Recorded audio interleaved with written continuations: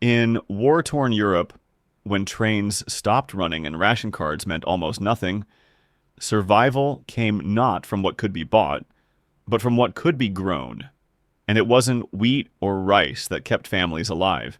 It was the quiet vegetables, the ones that grew in shadows, in poor soil, in silence. Turnips that lasted through frost, beans that climbed over fences, cabbage that fed a village when flour ran out. These weren't luxury crops. They were life insurance. And today, they've vanished from most gardens. Modern agriculture erased them. Shelf life and profit replaced resilience. But when the power goes out, when supply chains break, and when your soil is all you have left, these are the vegetables that matter. They didn't just survive war, they grew through it. You'll rediscover 10 forgotten vegetables that World War II farmers depended on. Crops that fed entire families without fertilizer, pesticides, or machines. Each one has a purpose, each one has a story, and each one deserves a place in your soil before the next crisis comes. Hit like and subscribe to revive the crops our ancestors trusted when everything else failed.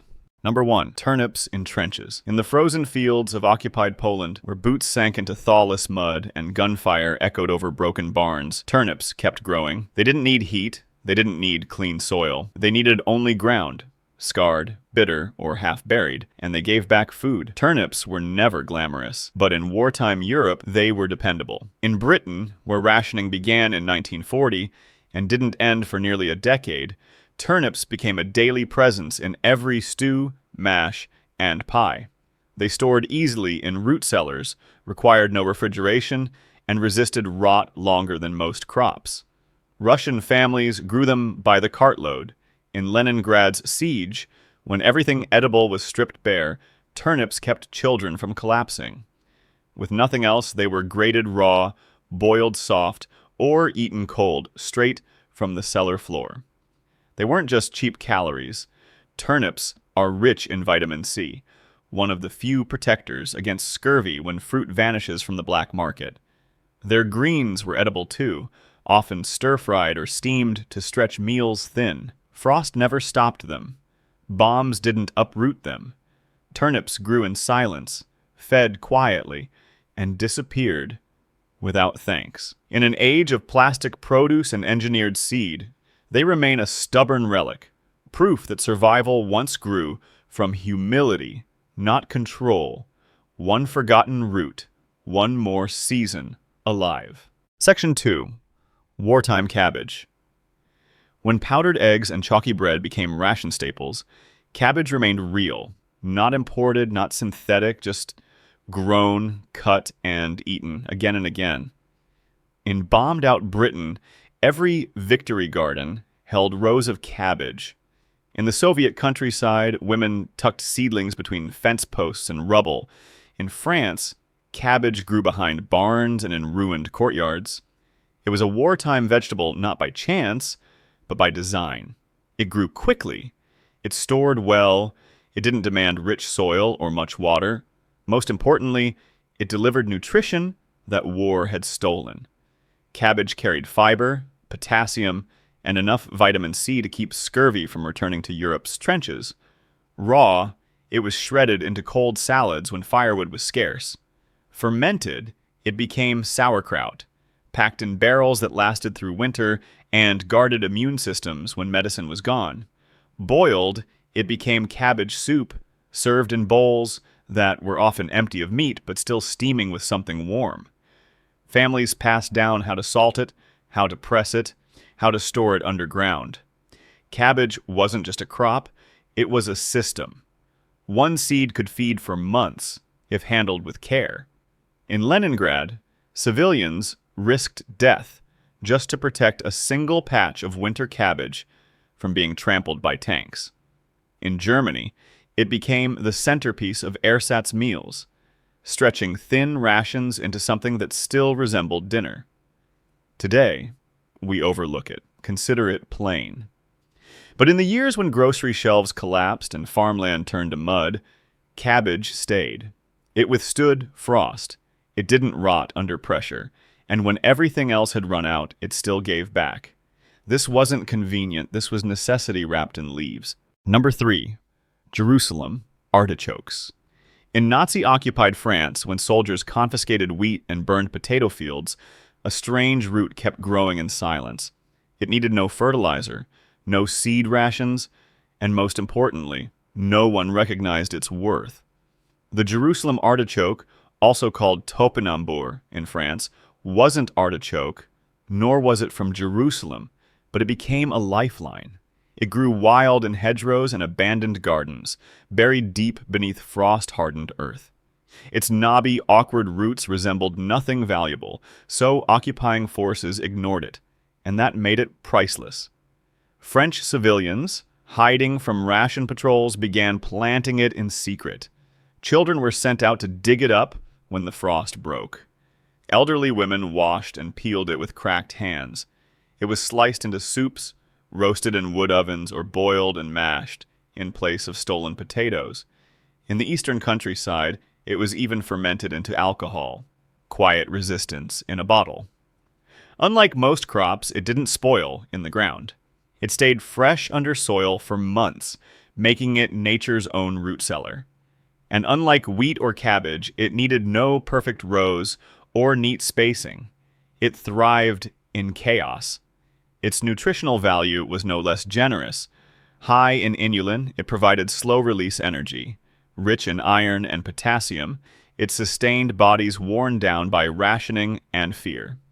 While armies watched granaries and potato barns, no one watched the weeds. And that was the artichoke's genius.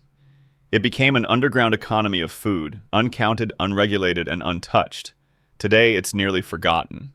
Too rough for markets, too humble for restaurant menus. But during Europe's darkest years, it was a hidden artery of life. They didn't write about it in their diaries.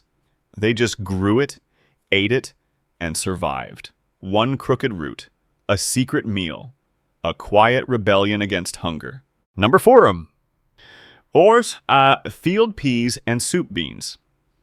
Before canned meat and powdered soup became wartime staples, survival came from a wooden bowl filled with beans.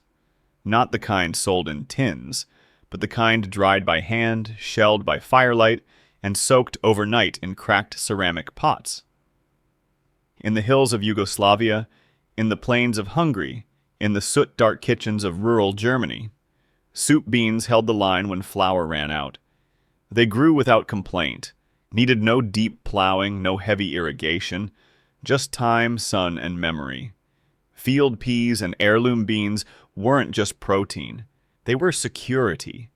Stored dry in cloth sacks or glass jars, they could last for years without spoiling. A family could grow enough in a single summer to carry them through 3 winters. And if nothing else survived, the beans would. Mothers soaked them overnight in well water, added salt, maybe a scrap of lard if it was a good week, carrots from the cellar, cabbage if it was still fresh. Nothing more. It was never about flavor, it was about staying upright, about feeding children when the bread lines were empty and the soldiers had passed through. Even the water from boiled beans was never wasted. Thick, dark, and called poor man's broth. Beans restored strength. They filled the stomach and quieted the nerves. Their iron replaced what the body lost to cold. Their fiber cleaned the gut when meat was a memory. They were honest food. No packaging, no shortcuts, no lies. Some villages passed down bean varieties like heirlooms. Seeds folded in paper, kept behind floorboards or buried in jars beneath sheds. Not for selling, for surviving. We've replaced them with factory-made meals. But in the years when factories failed, it was beans that filled the silence. This wasn't just survival, it was memory, passed down in silence. Number 5. Mangelwurzel. In the frostbitten fields of Wales and across the battered farms of Eastern Europe, there grew a crop that looked too large to be real. Misshapen, heavy, half buried in mud.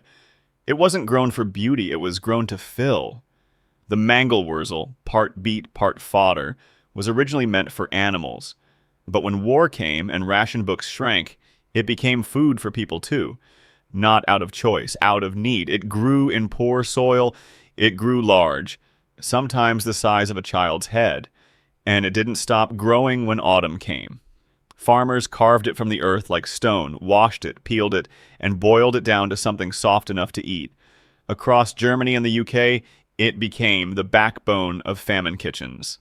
It thickened stews, stretched meat, and made even watery broth feel like a meal. Some grated it raw and mixed it with vinegar. Others baked it whole, like a potato, too stubborn to give up. Nutritionally, it wasn't empty. Mangelwurzel carried calcium, potassium, and sugar, enough to keep the body warm when firewood ran low.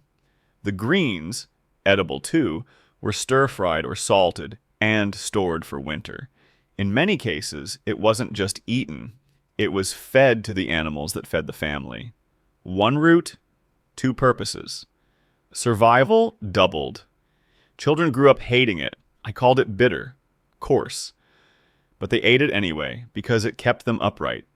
It kept their parents from begging. It was food that didn't ask questions. By war's end, it disappeared from markets, too ugly, too heavy, too tied to hunger. But those who lived through that hunger remembered it, quietly. They didn't praise it. They just knew what it did, and the world called it livestock feed. But for thousands, it was the last line between a home and a grave. It wasn't survival. It was defiance and silence. Number 6. Kohlrabi. Across bombed-out towns and half-planted hillsides, there grew a vegetable with a swollen stem and leaves like tired hands. Kohlrabi, part cabbage, part turnip, was the quiet workhorse of wartime gardens. Not famous, not prized, but always there when the shelves were bare. In Germany, it was grown behind homes and in narrow plots between ruins. In Soviet villages, it was sown in early spring before the ground had fully thawed. It needed little space, little water, and even less attention. It asked for nothing, and it gave everything. Unlike leafy greens that wilted in heat or root crops that demanded patience, kohlrabi grew fast, just weeks from seed to harvest. When hunger couldn't wait, it was the answer. The bulb was peeled and sliced raw, eaten like an apple in some homes. In others, it was stewed with beans or simmered into thin broths, softening into something that at least filled the stomach. Even the leaves were gathered, cooked, salted, and stored. It wasn't just about food, it was about time. In war, the ability to grow something in weeks instead of months meant survival for the next morning, not just the next season. Nutritionally, kohlrabi gave vitamin C, potassium, and fiber, elements often missing from wartime diets. It supported digestion, helped combat scurvy, and added bulk to otherwise thin meals.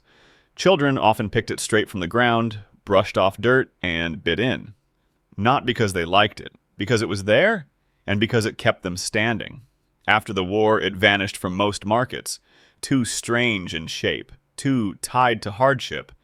But for the families who planted it when there was nothing else left to plant, it was never forgotten.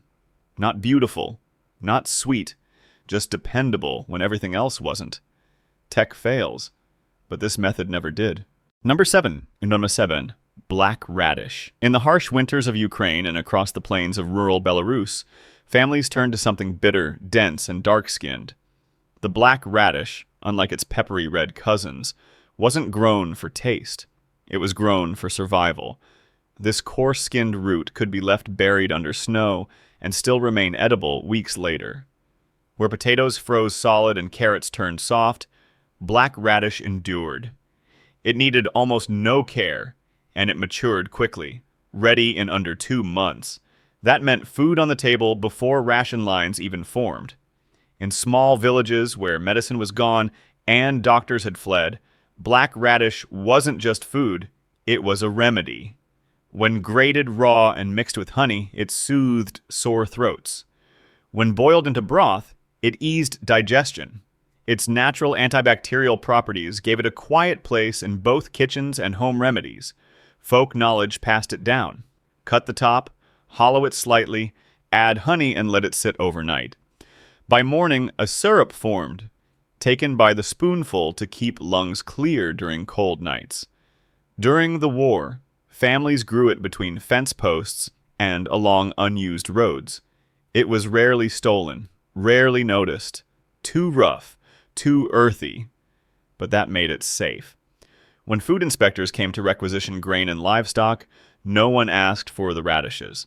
And so they fed quietly, shaved into thin slices, eaten raw with bread, or dropped into soup with dried beans. Its strength was in its resistance, resistant to cold, to spoil, to attention. Today, black radish is almost unknown outside old farms and herbal medicine books.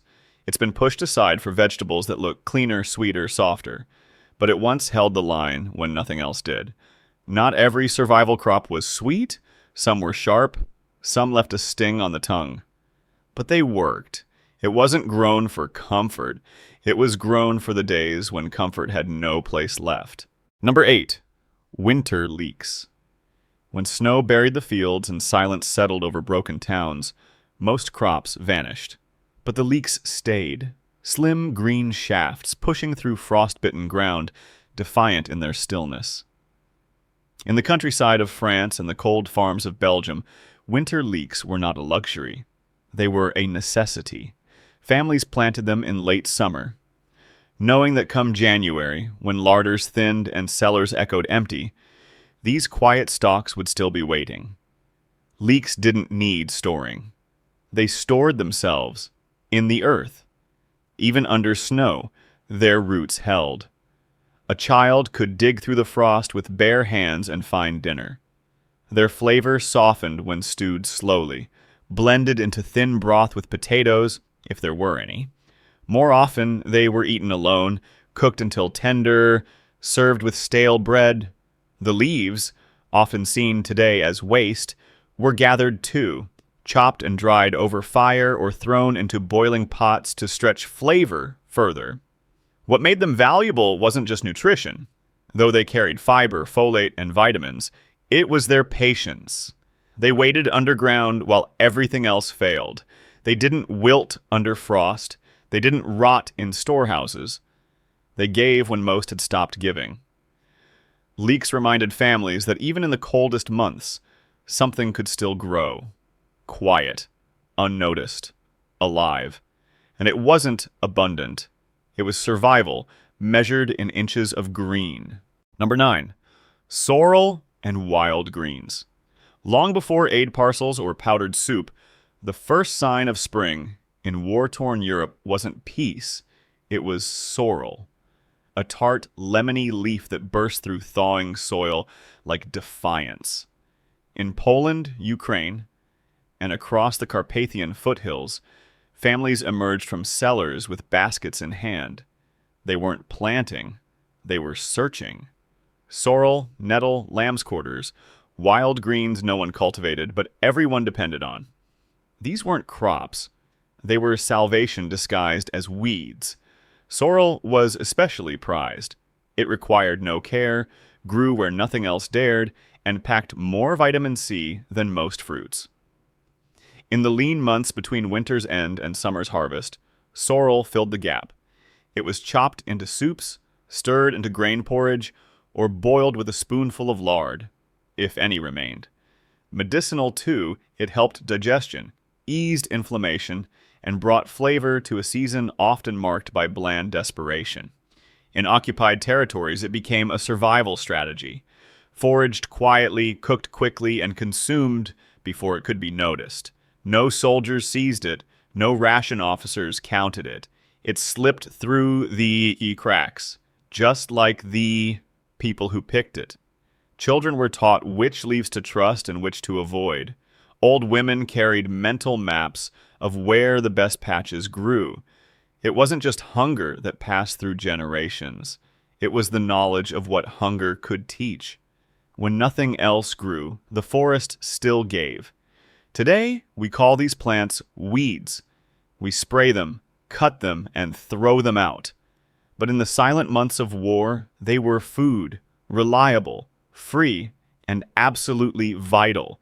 They asked for no fields, no tools, no fences, just memory, and the will to walk out and find them. Hope didn't always come in harvests. Sometimes it came in handfuls of leaves. Number 10. Rutabaga, Swede. In the final winters of the war, when even the black market had run dry, rutabagas took over dinner tables across Europe, not by popularity, but by necessity.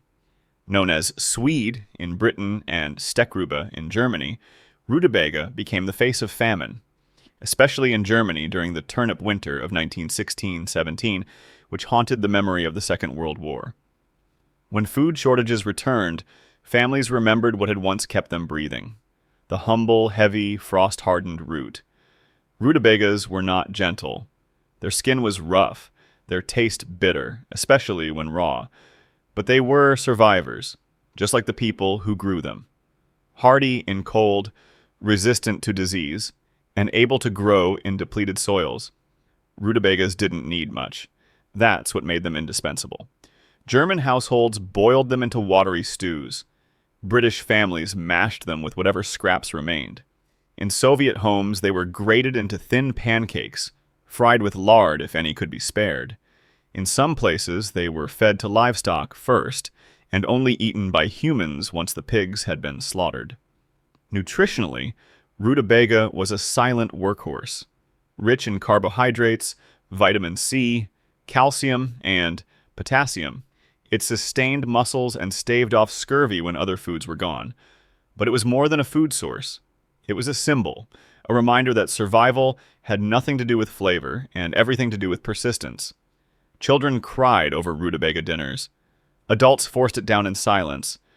It became known as crisis food, something to be endured rather than enjoyed. And yet, without it, many families wouldn't have made it to spring. After the war, people stopped growing it. The taste brought back too many ghosts.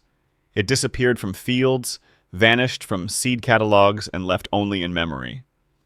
But for those who lived through shortages, rutabaga represented resilience in its rawest form. It wasn't grown for celebration, it was grown because it was the last thing that could. One bitter root, and the hunger waited one more day. Now you understand why survival wasn't about what looked good. It was about what stayed in the ground when everything else disappeared. These weren't superfoods. They weren't sold in bright packages or praised by doctors. They were pulled from frozen soil by bare hands, scrubbed clean in cold water, boiled in silence. They grew beside bombed roads and inside broken fences. They fed children whose names no one remembers. They asked for nothing. Just a patch of land, a little time, and a family willing to remember. And now, they're gone from most gardens, buried under concrete and forgotten by shelves filled with plastic. But they kept our grandparents alive when the lights went out. And one day, they may have to do it again.